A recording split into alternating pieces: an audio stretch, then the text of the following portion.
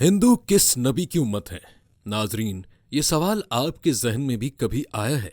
एक ऐसा सवाल जो लाखों साल की तारीख, अकायद और मजहबी नजरियात की तह में छुपा हुआ है। क्या आप जानना चाहते हैं कि इस उम्मत का नबी कौन है? ऐसा राज जो आपको चौंका कर रख देगा। बिस्मिल्लाहिर्रहमानिर्रहीम। अस्सलाम वालेकुम। नाजरीन, आज की इस वीडियो में हम आपको एक दिलचस्प और मुनफरिद सफर पर ले चलेंगे, जहां हम हिंदुइज्म के कदीम और अजीम मजहब के तमाम पहलुओं का जायजा लेंगे। दुनिया का तीसरा सबसे बड़ा मजहब हिंदुइज्म, जो अपनी तारीख, फलसफे और रिवायात में बेशुमार खजाने रखता है। तो आपको हिंदुइज्म की जड़ों से लेकर उसके फलसफे तक की पूरी तफसील मिलेगी। इस वीडियो में हम ये भी जानेंगे कि हिंदू कौन होता है, हिंदुइज्म के बानी का कौन सा किरदार है और कौन सा नबी हिंदू उम्मत का रहनुमा था। इसी तरह हम आपको हिंदू मजहब के मुख्तलिफ फ़िरक़ों के बारे में भी आगाह करेंगे। इन फ़िरक़ों में क्या मुख्तलिफ तसव्वुरात हैं और हर फ़िरक़ा अपने अकायद के हवाले से किस तरह मुनफरिद है। हिंदुओं के मजहबी अकायद की गहराइयों तक पहुँचेंगे और उन सवालात का जवाब पाएंगे जो अक्सर जहन में आते हैं। तो नाजरीन, इस दिलचस्प और तफसीली वीडियो को स्किप मत कीजिएगा और आखिर तक हमारे साथ रहिएगा, ताकि आपको हिंदुइज्म के बारे में हर जरूरी मालूमात मिल सके। नाजरीन, दुनिया के बेशतर अहम और मारूफ मजाहिब के पीछे एक खास बानी का तस्वुर होता है, लेकिन हिंदू मजहब एक ऐसा मजहब है जिसका बानी किसी एक शख्सियत से मुंसलिक नहीं किया जा सकता। इसके बावजूद हिंदू मजहब एक ऐसा अकीदा है जिसका कोई मखसूस बानी नहीं है, और कोई भी हिंदू इस बात का दावा नहीं कर सकता कि वो अपने मजहब के बानी को जानता है। हालांकि हिंदू मजहब की तारीखी किताबों में बाज अहम शख्सियात का जिक्र मिलता है, लेकिन उनमें से कोई भी शख्सियत ऐसी नहीं है जिसकी तालीमात ने हिंदू फलसफे की बुनियाद रखी हो। इसलिए हम ये कह सकते हैं कि किसी फर्द को हिंदू मजहब का बानी करार नहीं दिया जा सकता। बहरहाल, हिंदू मत जनूबी एशिया, खास तौर पर भारत और नेपाल में अक्सरियती मजहब के तौर पर मौजूद है, और ये इसी इलाके का कदीम तरीन मजहब भी है। हिंदू मत दुनिया का तीसरा बड़ा मजहब है जो मसीहियत और इस्लाम के बाद आता है। इसके तकरीबन 1 अरब पैरोकार हैं, जिनमें से 950 मिलियन भारत और नेपाल में मुकीम है। हिंदू मत के पैरोकारों को हिंदू कहा जाता है, और लफ्ज हिंदू का माखज दरअसल एक कदीम इस्तिलाह से आया है, जिसके मानी चोर, काला और मुहाफिज के हैं। हिंदू मत एक कदीम तरीन और मशहूर मजहब है जिसकी मुकद्दस तहरीरें 1400 से 1500 कब्ल मसीह तक की हैं। ये दुनिया के सबसे ज्यादा मुतनव्वे और पेचीदा मजाहिब में से एक है, जिसके लाखों देवी देवता हैं। हिंदुओं के अकायद में मुख्तलिफ इक़साम की तफरीक पाई जाती है और कई फ़िरक़े इसमें शामिल हैं। हिंदू मत को अमूमन कसीर खुदा के मजहब के तौर पर जाना जाता है, और यहाँ तक के बाज लोगों का ख्याल है कि हिंदुओं के 33 करोड़ खुदा है। लेकिन इसके बावजूद हिंदुओं का एक मरकजी अकीदा यह है कि वो एक अजीम खुदा यानी ब्राह्मा को भी मानते हैं। ब्राह्मा को एक ऐसी हस्ती तस्वर किया जाता है जो पूरी कायनात की हकीकत और मौजूदगी के हर पहलू में मौजूद है। ब्राह्मा को लाशख्सी और नाकाबिले फहम माना जाता है, और उसे अमूमन 3 अहम सूरतों में जाना जाता है: ब्राह्मा तख्लीक करने वाला, विष्णु मुहाफिज, और शिव तबाह करने वाला।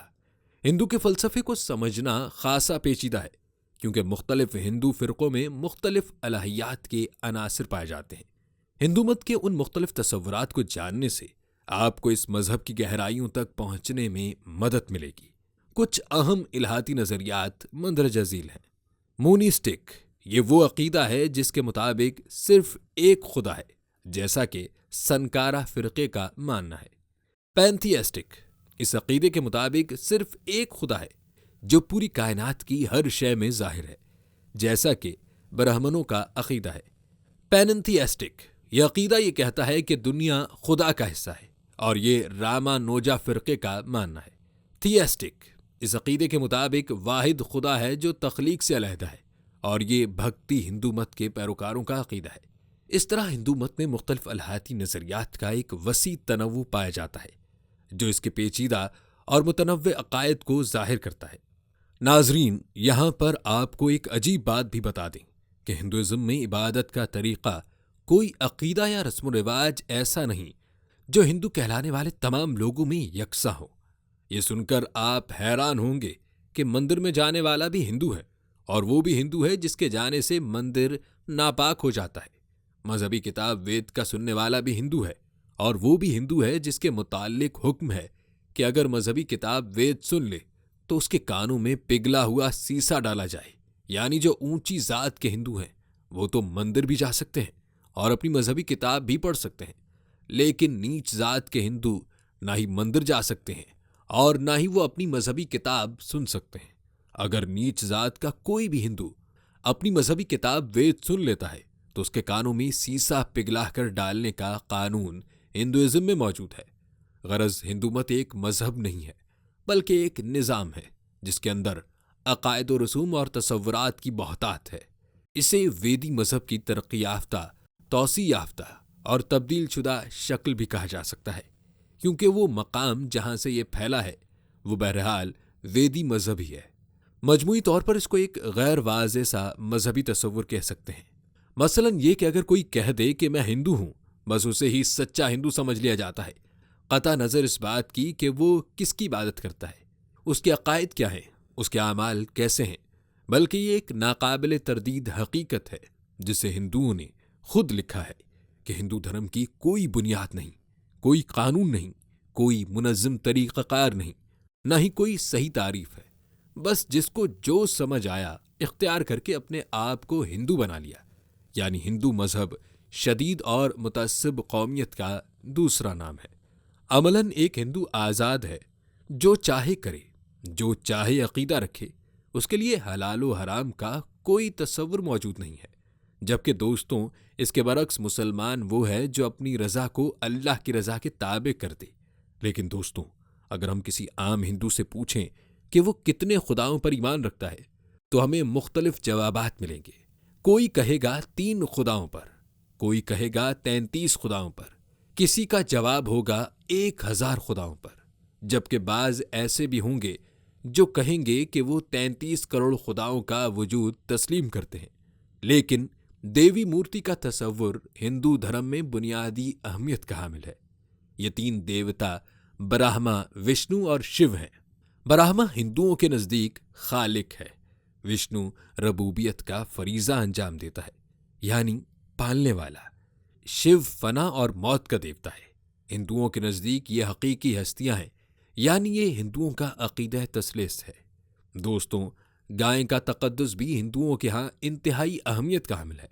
गाय को मारने या गाय का गोश्त खाने को एक वहशियाना और जालिमाना अमल करार दिया जाता है।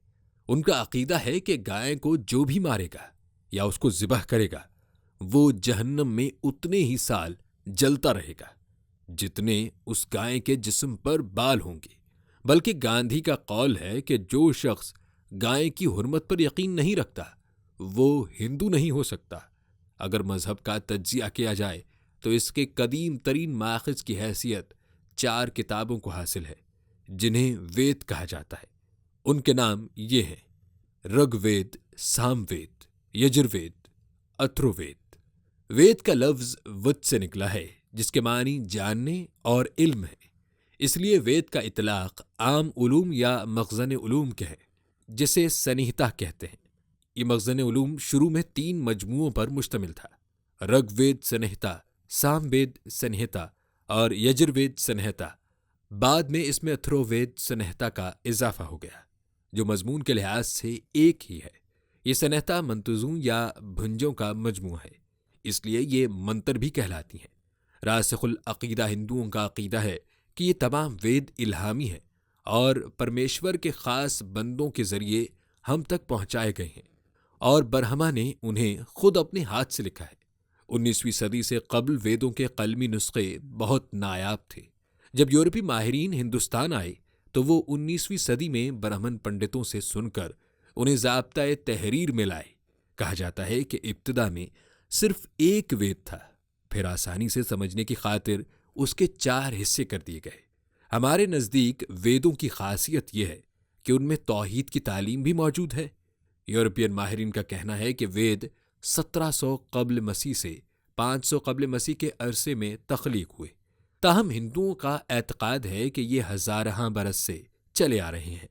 हैरतअंगेज बात यह कि आज हिंदू मत के जितने भी देवी देवता हैं, मसलन रामकृष्ण, शिव, विष्णु, हनुमान, गणेश, लक्ष्मी, पार्वती वगैरह, इन सब का वेदों में जिक्र नहीं मिलता। अपने मफादात की तकमील के लिए कदीम हिंदुस्तानी हुक्मरानों ने तौहीद परस्ती की तालीम को खैरबात कहा और बुत परस्ती इख्तियार कर ली। बुत परस्ती दरअसल शख्सियत परस्ती की तरक्की याफ्ता किस्म है। सहीहुल बुखारी में हज़रत अब्बास रदियल्लाहु ताला अन्हु से रिवायत है, नबी करीम सल्लल्लाहु अलैहि वसल्लम ने फरमाया, कौम नूह में चंद पाकबाज लोग मौजूद थे। जब वो चल बसे तो शैतान के उकसाने पर लोगों ने उनके बुत बना लिए। रफ्ता रफ्ता उनकी पूजा की जाने लगी। इस तरह इंसानी मुआशरे में बुत परस्ती का आगाज हुआ। याद रहे, सूरह नूह आयत नंबर 22 में कौम नूह अलैहिस्सलाम के बुतों के नाम वद, सवा, यगूस, याऊक और नसर दर्ज हैं।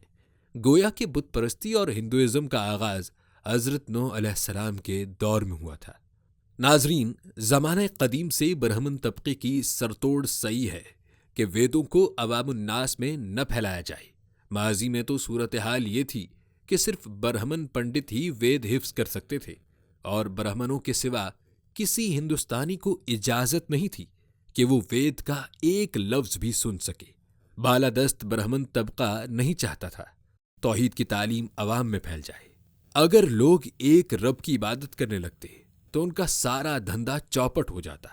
फिर खुदा के नायब करार पाते और शाही इख्तियारात और आसाइशों से हाथ धो बैठते। कुरान पाक का मुताला कीजिए तो मालूम होता है हज़रत नूह अलैहिस्सलाम से लेकर हुजूर अकरम सल्लल्लाहु अलैहि वसल्लम तक तमाम रसूलों और अंबिया कराम का टकराव अपनी अपनी कौम के हुक्मरान और ताकतवर तबके ही से हुआ। यह हुक्मरान तबका बिलुमूम शैतान की तालीमात का पैरोकार होता था और तौहीद का सबसे बड़ा दुश्मन। कदीम ब्राह्मण रहनुमाओं ने, जिन्हें ऋषि भी कहा जाता है, सबसे पहले वेदों में ही बुत परस्ती के नजरियात दाखिल किए, क्योंकि उस जमाने में यही बुनियादी मजहबी कुतुब थी। इसलिए इन्हें भी बुत परस्ती के अव्वलीन आसार की हैसियत से अपना लिया गया। लेकिन ये सख्त एहतियात बरती गई कि वेद सिर्फ ब्राह्मण पंडितों के सीनों में महफूज रहे। उन्हें अहाता तहरीर में भी नहीं लाया गया, क्योंकि ब्राह्मण तबके को खौफ था यूं वो अवामुन्नास में फैल सकते थे, जबकि वो तबका हर कीमत पर तौहीद की तालीम आम हिंदू से दूर रखना चाहता था। सदियां गुजर चुकी, ब्राह्मणों और उनके पैरोकारों का वतीरा तब्दील नहीं हुआ। गरज वेदों में बुत परस्ती के नजरियात दर आने से उनमें तहरीफ हो गई और हकीकत खराफात में जाकर खोई। मुसलमानों का ईमान है कि यहूद व नसारा के लीडरों ने भी तौरात व इंजील से बाइना यही सलूक किया। ये कुतुब इलाही थीं, मगर यहूद व नसारा के हुक्मरान तबके और मजहबी रहनुमाओं ने अपने मफादात पूरे करने की खातिर इन आसमानी कुतुब में मनमानी नजरियात ठोस दिए। इस तरह वो तहरीफ का शिकार हो गई। मगर हमारा अकीदा है कि बाइबल में तौहीद की तालीम भी मौजूद है, यानी जस्ता जस्ता तालीम इलाही भी मिल जाती है और कुरान पाक में भी इसी का तज़किरा फरमाया गया। यूं ही ब्राह्मण तबके की तहरीफ के बावजूद वेदों में तौहीद की तालीम भी बाकी रही। ये वाज़ेह रहे कि अपशंद, शास्त्र, इतिहास, महाभारत, रामायण, पुराण, भगवत गीता और दीगर कुतुब यानी मनुस्मृति जदीद हिंदुओं की बुनियादी मजहबी किताबें हैं, मगर ये सभी ऋषियों की तख्लीक हैं। सिर्फ अपनचंदों और शास्त्रों में वेदों की तफसीर मिलती है, मगर इसका जोर भी बुत परस्ती पर है। तालीम तौहीद दोनों किस्म की कुतुब में बहुत कम है। वजह यही है कि वेदों के बाद सभी मजहबी किताबें बुत परस्ती के मूजिद ब्राह्मणों के अदवार में लिखी गईं और उनका असल मकसद बुत परस्ती की तरवीज था। उर्दू में सिर्फ यजुर्वेद का मुकम्मल तर्जुमा हुआ है, बकिया वेदों के इक्तबासात मुख्तलिफ कुतुब में मिलते हैं। हैरतअंगेज बात यह कि अल्लाह ताला ने वेदों में तौहीद की तालीम अफशाह करने का काम ऐसे शख्स से कराया जो मुसलमानों का मुखालिफ था। यह अल्लाह पाक की हिकमत व मुअज्जा फरमाई है। नाजरीन, एक मुत्तफिक अलिया हदीस की रूह से हज़रत नूह अलैहिस्सलाम कुर्रह अर्ज पे पहले रसूल है, यानी अल्लाह ताला ने उन पर बजरिया वही शरीयत नाजिल फरमाई ताकि वो उसे अपनी कौम को अता फरमा सके। हज़रत आदम अलैहिस्सलाम के सभी पैरोकार तौहीद परस्त थे, मगर हजरत नूह अलैहिस्सलाम मबूस हुए तो औलाद आदम में कई लोग शैतान के जाल में फंसकर मुशरिक हो चुके थे। इसीलिए उन्हें राह रास्त पर लाने की गरज से शरीयत नाजिल फरमाई गई। सूरह शूरी आयत नंबर 13 में अल्लाह ताला फरमाते हैं, अल्लाह ने तुम्हारे लिए वही दीन मुकर्रर किया जिसकी हिदायत उसने नूह को फरमाई और जिसका हुक्म हमने इब्राहीम, मूसा और ईसा को दिया कि उस दीन को कायम रखो और तफर्रका न डालो। हजरत नूह ने अपनी कौम में तबलीग फरमाई, मगर चंद गुरबा को छोड़कर बकिया मुशरिक रहे। आखिर तूफान ने सभी कुफ्फार को गर्क कर दिया। बेशतर उलमा का ख्याल है कि ये सैलाब वादी दजला और फुरात, मिस्र और मुल्हिका इलाकों में आया था। इसीलिए हिंदुस्तान और चीन मुतासिर नहीं हुए, जहां इंसानी बस्तियां आबाद हो चुकी थीं। इस बात की तायीद सूरह आराफ की आयत 67 से भी होती है, और हमने तूफान में उन लोगों को गर्क कर दिया जिन्होंने हमारी निशानियों को झुटलाया था। तारीखी आसार से भी आया है कि यह तूफान आलमगीर न था।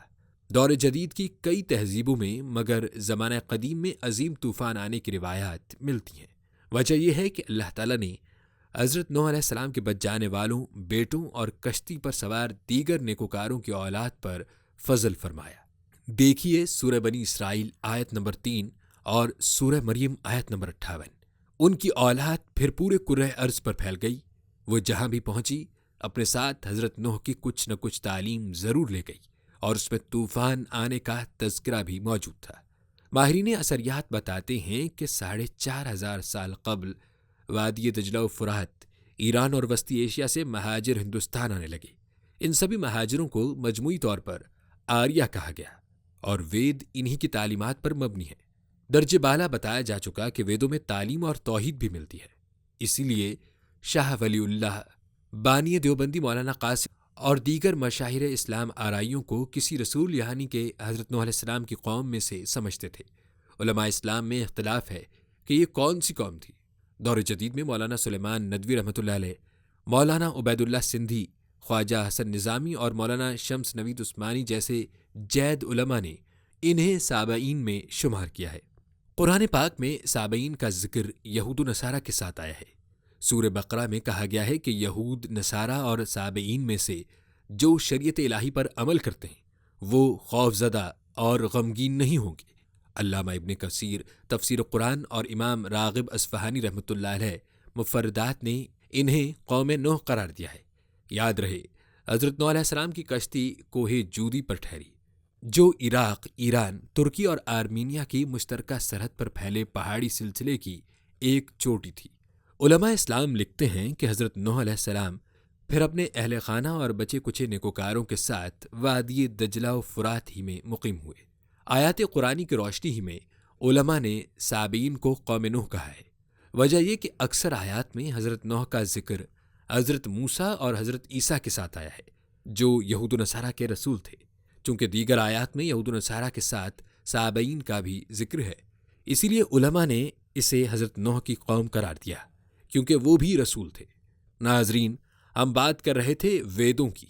इन्हीं वेदों में हज़रत नूह अलैहिस्सलाम का तज़किरा भी मिलता है। ज़माना कदीम से ब्राह्मण तबके की सरतोड़ सही है कि वेदों को अवामुन्नास में न फैलाया जाए। माजी में तो सूरत हाल ये थी कि सिर्फ ब्राह्मण पंडित ही वेद हिफ्स कर सकते थे, और ब्राह्मणों के सिवा किसी हिंदुस्तानी को इजाज़त नहीं थी कि वो वेद का एक लफ्ज़ भी सुन सके। आखिर आम आदमी को वेदों से दूर रखने के लिए इतने जतन क्यों किए गए? वजह यही कि बालादस्त ब्राह्मण तबका नहीं चाहता था तौहीद की तालीम अवाम में फैल जाए। अगर लोग एक रब की इबादत करने लगते तो उनका सारा धंधा चौपट हो जाता। नाजरीन, वेदों के मज़ामीन से बात भी साफ जाहिर है कि कुछ मंत्रों को छोड़कर बकिया बरसगीर की सरजमीन पर लिखे गए हैं। जब आर्या यहाँ आए थे तो उन्हें कुछ मजहबी भजन ज़बान याद थे और उन्हें ज़बानी मुंतकिल करते गए, और जब वो फ़न तहरीर से आगाह हुए तो उनकी इब्तिदाई तहरीरें यही भजन और मंत्र हुए, जो अब ऋग्वेद का हिस्सा है और तकरार और हज़फ व इजाफे के साथ दूसरे वेदों में शामिल किए गए हैं, और इनके बहुत से मज़ामीन बहुत बाद के हालात पर मुश्तमिल है। इस तरह वेदों का ज़माना 1000 कब्ल मसीह से 600 कब्ल मसीह तक मुतय्यन होता है, जो क़रीन क़यास है। ऋग्वेद का ज़्यादातर हिस्सा अभी तक नाकाबिल फ़हम है, और ये मंत्र मुनाजात और हम्द पर मुश्तमिल है। इनमें जगह जगह रंगीन बातें भी मिलती हैं। इन मंतरों से उनकी इर्तिकाई हालत, मकासिद, सियासी तंजीम, समाजी तहजीब और दुश्मनों के तमद्दुनी मदारिज पर काफ़ी रोशनी पड़ती है। इनमें बहुत से माबूदों का नाम लेकर दौलत व शोहरत तलब की गई है और दुश्मनों के मुकाबले में अपनी फतह और कामरानी की दुआ की गई है। क़दामत के लिहाज से ऋग्वेद के बाद सामवेद का नाम आता है। इसके तमाम मंतर सिवाय 571 मंतरों के ऋग्वेद से माखज़ हैं, जिन्हें इसमें ख़ास तौर पर इकट्ठा किया गया है ताकि रस्मों को अदा करने में आसानी हो। इसके तमाम मंतर बुलंद आवाज़ में पढ़े जाते हैं। यही वजह है इसका नाम साम यानी तरन्नुम है। यजुर्वेद संस्कृत के लफ्ज़ यजुर्वेदा से माखुज़ है। यजूस का मतलब मंतर और वेदा का मतलब इल्म है, यानी इल्म के मंतर। ये उन मंतरों का मजमुआ है जो पंडित मजहबी रसूम जैसे यजना के दौरान पढ़ते हैं। सामवेद की तरह इसके मंतर भी ऋग्वेद से माखज़ है। इसमें मंतरों के दरमियान पूजा के लिए हिदायतें भी हैं। यजुर्वेद को 2 इक़साम में तकसीम किया जाता है, कृष्णा यजुर्वेद और शुक्ला यजुर्वेद। अव्वल ज़िक्र में गैर वाज़े और गैर तरतीब याफ्ता आयात, जबकि मौखर ज़िक्र में तरतीब के साथ वाज़े आयात है। कृष्णा यजुर्वेद के 4 एडिशन जबकि शुक्ला यजुर्वेद के 2 एडिशन मौजूद हैं। यजुर्वेद में मनु नामी एक शख्सियत का जिक्र मिलता है। यह हज़रत नूह अलैहिस्सलाम से बहुत मुमासलत रखती है, क्योंकि मनु भी एक अजीम सैलाब से बच निकलता है। यजुर्वेद के मुताबिक खुदा ने मनु को खबरदार किया कि सैलाब आने वाला है, चुनाचे उसने कश्ती बनाई और खुदा की मदद से बच निकला। बादशा मनु से नस्ल इंसानी का असर नौ आगाज़ हुआ। जो उलमा समझते हैं कि वेदों में हज़रत नूह अलैहिस्सलाम की तालीम का हिस्सा मौजूद है, वो मनु को उन्हीं की शख्सियत बताते हैं। ये बात काबिल ज़िक्र है। जुनूबी हिंद में मनु को महानव कहा जाता है। नौ का लफ्ज़ नूह से बहुत मिलता जुलता है। एक और अहम बात यह कि हिंदुओं के मौजूदा दौर कुल युग का आगाज़ अजीम सैलाब से शुरू होता है। नाजरीन, अथर्ववेद की तसनीफ बहुत बाद में हुई है, मगर इसके बाद हिस्से ऋग्वेद से भी कदीम मालूम होते हैं। ये मज़कूरा बकिया 3 वेदों से मुख्तलिफ है। इसके मंतर ज़्यादातर जादू टोने और झाड़ फूंक पर मुश्तमिल है और भूतों की परस्तिश का जिक्र भी है। आर्या इस मुल्क में आने के बाद जल्द अपनी ज़बान भूल गए, इसलिए वेदों की तफसीरें लिखी गईं और उन्होंने इन मंतरों को, जिन्हें समझ सकते थे, कुछ न कुछ तफसीरें लिख लीं और बकिया हिस्से को छोड़ दिया। लिहाजा बकिया हिस्सा नाकाबिले फ़हम बन गया। ये तफसीरें ब्राह्मण के नाम से मशहूर हैं। ये सब के सब मंतर हैं, मगर ज़्यादातर असातीरी वाक़यात, खुराफाती क़िस्सों और क़ुरबानी के मुताल्लिक़ हिदायतें हैं। ये ब्राह्मण बहुत सारे लिखे गए थे, मगर अब सिर्फ 7 बाकी बचे हैं। ब्राह्मणों के बाद आर्यन का नाम आता है, जो बतौर ज़मीमा ब्राह्मणों में शामिल हैं।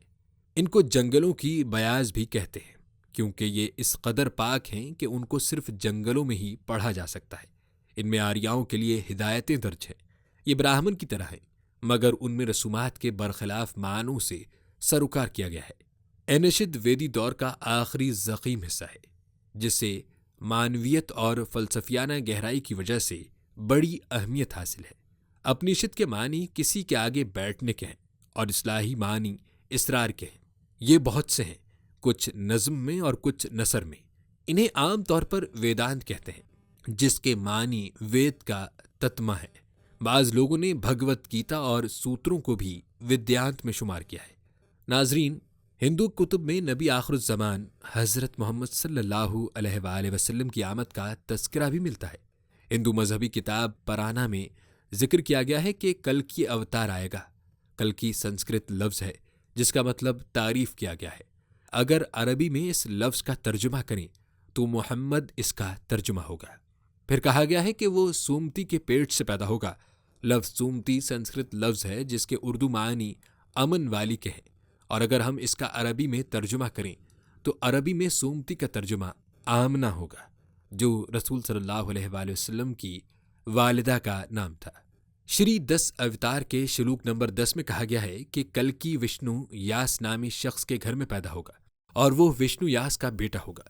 विष्णु का मतलब संस्कृत में खुदा और यास का मतलब बंदा यानी खुदा का बंदा। अगर यही लफ्ज़ हम अरबी ज़बान में कहें तो अब्दुल्लाह बनेगा, जो रसूल सल्लल्लाहु अलैहि वसल्लम के वालिद का नाम है। मजीद कहा गया है कि वो शम्बाला के गांव इलाके में पैदा होगा। शम्बाला संस्कृत लफ्ज़ है जिसका मतलब अमन वाली जगह है। अरबी में तर्जुमा करें तो उसका तर्जुमा दारुल अमान होगा, जो मक्के का दूसरा और मारूफ नाम है। फिर कहा गया है कि जब ये कल्कि आएगा तो एक अच्छा दौर शुरू होगा। फिर कहा गया है कि कल्कि आखिरी अवतार होगा जिसको दीन के हिफाजत के लिए भेजा जाएगा। नाजरीन, पंडित गंगा प्रसाद एक मुतअस्सिब हिंदू रहनुमा थे जो आर्या समाज नामी एक इंतहा पसंद तंजीम से वाबस्ता थे। उनकी सबसे बड़ी ख्वाहिश ये थी कि हिंदुस्तान में हिंदुओं की हुकूमत कायम हो और मुसलमानों और ईसाइयों को जेर तसल्लुत कर लिया जाए।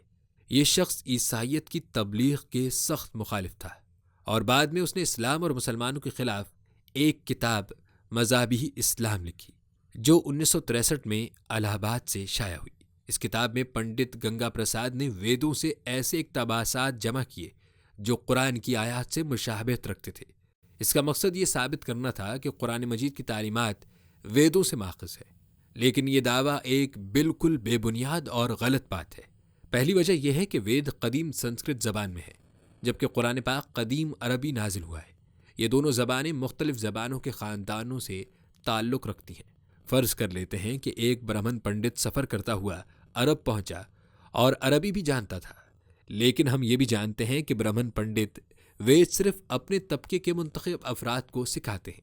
तो फिर सवाल ये उठता है कि वो ब्राह्मण पंडित मक्का मुकरमा जाकर वहाँ वेदों की तालीम कैसे देने लगा। अगर ऐसा कुछ होता तो यकीनी तौर पर इस्लामी तारीख़, तफसीर, सीरत, हदीस और दीगर किताबों में इसका जिक्र मिलता। ताहम हमें इनमें से किसी किताब में इसका कोई तज़किरा नहीं मिलता। अलबत्ता ये ज़रूर कहा जा सकता है कि अरब और हिंदुस्तान के दरमियान तिजारती ताल्लुकात ज़रूर थे। पंडित गंगा प्रसाद की किताब में जो वेदों के इक्तसाबात पेश किए गए हैं वो उनकी अपनी किताब से नकल किए गए हैं, जो अब एक नायाब किताब बन चुकी है। इसकी इशाअत भारत के हुकूमती हलकों में पसंद नहीं की जाती। इस किताब का एक नुस्खा जामा हमदर्द नई दिल्ली के कुतुब खाने में महफूज है और जदीद भारतीय मुसन्निफीन की किताबों में भी इसका हवाला मिलता है। वेदों में तौहीद के तसव्वुर का जिक्र मिलता है और ये सवाल पैदा होता है कि ये तालीम कहाँ से आई। इसका जवाब तलाश करने के लिए हमें तारीख़ की गहराइयों में जाना होगा। मुसलमान होने के नाते हमारा ईमान है कि हज़रत आदम अलैहिस्सलाम ज़मीन पर पहले इंसान थे और उनसे ही नस्ल इंसानी का आगाज़ हुआ। मुख्तलिफ़ कौमें उनका वतन वादी दजला व फ़रात, इराक़, खलीज फ़ारस या आर्मीनिया के इलाक़े बताती हैं, लेकिन कुरान में ये जिक्र नहीं कि हज़रत आदम अलैहिस्सलाम को कहाँ उतारा गया। ये मकाम अफ़्रीका, एशिया या चीन भी हो सकता है। माहिरीन आसार कदीमा का कहना है कि कुर्रे अर्ज़ पर पहले इंसानी शहर 5 अहम दरियाओं की वादियों में तकरीबन 10 से 12,000 साल कब्ल कायम हुए, जिनमें दजला, फ़ुरात, नील, सिंध और यांगतज़ी शामिल हैं। यही इलाक़े तहज़ीब और तमद्दुन के इब्तिदाई मराकिज़ थे। हज़रत आदम अलैहिस्सलाम की तालीमात के पेश नज़र इन शहरों के बासियों को तौहीद परस्त होना चाहिए था, मगर मिस्र और दजला व फ़ुरात की कदीम तहज़ीबों में खुदाई के दौरान देवी देवताओं के बुत मिले हैं, जिससे ये जाहिर होता है कि यहाँ बुत परस्ती का रिवाज था। ताहम हिंदुस्तान और चीन के कदीम मकामात से देवताओं के बुत नहीं मिले, इसलिए ये गुमान किया जा सकता है कि इन इलाक़ों में तौहीद का अक़ीदा गालिब था। मुमकिन है कि वहाँ के लोग कुदरती मज़ाहिर जैसे सूरज और सितारों की इबादत करते हों। हिंदुस्तान के कदीम तरीन इंसानी बस्तियों में से एक वादी सिंध की तहज़ीब थी, जो तकरीबन 10-11 हज़ार साल कब्ल कायम हुई। एक अहम इंसानी बस्ती महरगढ़ बलूचिस्तान में थी और ये ख्याल किया जाता है कि बाद में महरगढ़ के लोग सिंध और हाकड़ा, घगर दरियाओं की वादियों में नई बस्तियां आबाद करने के बाद एक नई तहज़ीब की बुनियाद रखते थे। ये तहज़ीब बलूचिस्तान, सिंध, पंजाब, खैबर पख्तूनख्वा, हरियाणा, राजस्थान और गुजरात तक फैल गई थी। इस तहज़ीब का रस्मुल ख़त अभी तक नहीं पढ़ा जा सकता, लेकिन मुमकिन है कि मुस्तक़बिल में इसका राज खुल जाए और इससे कदीम हिंदुस्तानी मज़हब के बारे में कुछ नई मालूमात सामने आई। नाजरीन, हिंदू मत एक वाहिद मज़हब नहीं बल्कि मुख्तलिफ अक़ायद, रसूम और तसव्वुरात का मजमुआ है जो सदियों में तैयार हुआ। ये मुख्तलिफ नज़रियात जैसे दोहरियत, बुत परस्ती, शजर परस्ती, हैवान परस्ती और खुदा परस्ती को शामिल करता है। हिंदू मत की तारीख में आर्या कौम ने बर्र सगीर में आकर अपनी ज़बान और खुसूसियात खो दी और मकामी अकायद और रसूम को अपना लिया। उन्होंने गैर आर्याओं के देवताओं को भी अपनी इबादत में शामिल किया, मगर अपनी नस्ली बरतरी को बरकरार रखा। नए मजहबी निज़ाम के तहत ब्रह्मा, शिव और विष्णु को त्रिमूर्ति के तौर पर तस्लीम किया गया और ब्रह्मा की अहमियत कम करके विष्णु और शिव को फौकियत दी गई। धर्मशास्त्र और कुरान की किताबों ने इस निज़ाम की बुनियाद रखी। नाजरीन, अब बात करते हैं हिंदू मत के फ़िरक़ों की। हिंदू मत के 6 अहम फ़िरक़े हैं: विष्णु मत, शिव मत, शक्ति मत, गणपति मत, सूर्य मत, समारत मत, समारत सूत्र। विष्णु मत फ़िरक़ा विष्णु को रब्बे आला कायनात का मुहाफ़िज़ और रज़्ज़ाक़ मानता है। विष्णु को 4 बाजुओं के साथ मुक़द्दस जवाहरात कोस्त पहने तख्त पर बैठे दिखाया जाता है। ये एक उक़ाबे गरुड़ पर सवार है, जिसको भी इंसानी शक्ल में पेश किया जाता है। इसकी बीवी लक्ष्मी है, जो दौलत की देवी है, जो मौदबाना उसकी खिदमत में रहती है। लक्ष्मी की सवारी मोर है। विष्णु के मानने वाले लक्ष्मी, गरुड़, मोर और हनुमान की परस्तिश भी करते हैं। विष्णु समंदर की गहराई में 1000 सर वाले सांप शीश पर सोया रहता है। जब कोई कायनात को तबाह बर्बाद करना चाहता है तो फिर जागता है।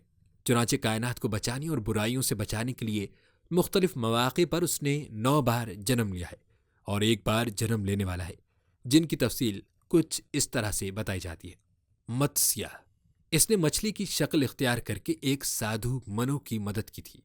कोरम, इसने कछुए की शक्ल इख्तियार करके मुंदर पहाड़, जो समंदर में गर्क हो रहा था, अपनी पीठ पर उठाया। उसने हिरण यक्षदेव को मारने के लिए सूअर का जन्म लिया। उसने नीम इंसानी शेर की शक्ल में हिरण यक्षपो देव, जिसने खुदाई का दावा करके विष्णु की पूजा से रोक दी थी, कत्ल किया। एक हुक्मरान ने आसमान पर कब्जा करके देवताओं को जिलावतन कर दिया था। उसने एक बोने की शक्ल में जन्म लेकर उसे बाहर किया। जब कश्तरियों ने ब्राह्मणों पर जुल्म करना शुरू कर दिया तो उसने परशुराम का जन्म लिया और कुल्हाड़ी से तमाम कश्तरियों को कत्ल किया। दशरथ राम, 7वीं मर्तबा उसने राम की सूरत में जन्म लिया और लंका के राजा, जिसने सीता को अगवा कर लिया था, कत्ल किया। यह किस्सा रामायण में पेश किया गया है। कृष्ण, 8वां जन्म उसने कृष्णा की सूरत में महाभारत की जंग में हिस्सा लिया था। बुद्ध, 9वां जन्म उसने बुद्ध की शक्ल में लिया था और अपने अकीदतमंदों को चाहने के लिए ऐसी तालीम पेश की जो विष्णुवी तालीम से मुख्तलिफ थी। जो रासिख अकीदा थे वो साबित कदम रहे और जिनके दिलों में खोट था वो गुमराह हो गए। कल्कि, विष्णु का 10वां और आखिरी जन्म। जब दुनिया बुराइयों के आखिरी किनारे तक पहुंच जाएगी तो वो कल्कि की शक्ल में एक घोड़े पर सवार तबाही की तलवार ले आएगा और दुनिया को बर्बाद करके एक नई दुनिया आबाद करेगा। ये फ़िरक़ा मजीद ज़ीली फ़िरक़ों में बटा हुआ है। इसकी अहम किताबें हरिवंश और विष्णु पुराण हैं और ये भक्ति को, मुक्ति को अहम जरिया समझता है। दूसरा फ़िरक़ा शिव मत है। ये फ़िरक़ा शिव को रब्बे आला मानता है और उसे तक़रीब व तामीर का देवता समझता है। इसे महायोग और महादेव भी कहते हैं। बाज़ लोगों का ख्याल है कि ये गैर आर्याई देवता है, जिसकी पूजा वादी सिंध में होती थी। इसकी बीवी पार्वती है, जो मुख्तलिफ रूप की वजह से दुर्गा, काली और उम्मा पार्वती के नामों से मशहूर है। पार्वती से शिव के 2 बेटे पैदा हुए, एक गणेश और दूसरा कार्तिकेय, जो जंग का देवता माना जाता है और उसका नाम सिकंद भी बताया जाता है। शिव के पुजारी शिव के अलावा पार्वती और उसके बेटों, खासकर गणेश जो हाथी का सर रखता है, इसके अलावा निंदी यानी शिव की सवारी जो कि बैल है, उसकी पूजा करते हैं। हिंदुओं में जो लिंग और योनि पूजा होती है वो भी शिव और काली के मुतालिक है। और फ़िरक़े की अहम किताब वायु पुराण है। ये इल्म को निजात का जरिया मानता है। ये फ़िरक़ा भी बहुत से ज़ीली फ़िरक़ों में बटा हुआ है। तीसरा फ़िरक़ा शक्ति मत है। ये फ़िरक़ा शक्ति की पूजा करता है। इसका अक़ीदा है कि शक्ति मुअन्निस है और वो एक औरत की हैसियत से तशख़ीस की जा सकती है और वो नस्वानी शक्ल रब्बे आला है और वो उसे दुर्गा, काली और भवानी के नाम से मौसूम करते हैं और उसे शिव की बीवी मानते हैं। उनके अक़ीदे के मुताबिक शिव की बीवी बनने से काली या दुर्गा के कादर मतलक होने में कोई क़बाहत नहीं है। शक्ति मज़कूरा की मुख्तलिफ शक्लों में काली बहुत मशहूर है। इसको स्याह रूह हाथी जैसे दांत निकाले और मुंह को खून से सुर्ख किए देखा जा सकता है। इसका दूसरा रूप भवानी अब ठगों की देवी है। इसके 2 बड़े फ़िरक़े हैं, दक्षिण मार्गी यानी दाएं बाजू के पूजने वाले और वामा मार्गी यानी बाएं बाजू के पूजने वाले। ये एक खुफिया फिरका है जो उनके नज़दीक 5 मीम निजात का जरिया है, यानी मादिया शराब, मत्स्या मछली, मांस गोश्त, मदरा यानी अनाज, मैथन यानी जिनसी इत्तेहाद। इन लोगों में एक मजहबी रस्म है जिसे ये चक्कर पूजा कहते हैं। इस पूजा में अपनी बीवी के अलावा किसी दूसरी औरत से इख्तिलात करना कार सवाब समझा जाता है और वो औरत हमेशा के लिए उसकी रोमानवी बीवी बन जाती है। इस फ़िरक़े की अहम किताबें तंत्र है। ये हरिवंश और मार्कंडिया पर उनको भी अहमियत दी जाती है। गणपति मत फ़िरक़ा गणेश को रब्बे आला मानता है और उसको फ़हमो तदब्बुर का देवता समझता है। गणेश को हाथी के सर के साथ दिखाया जाता है। सूर्या मत फ़िरक़ा सूरज को देवता मानता है और तुलुए आफ्ताब और गुरूब आफ्ताब के वक्त उसकी पूजा करता है।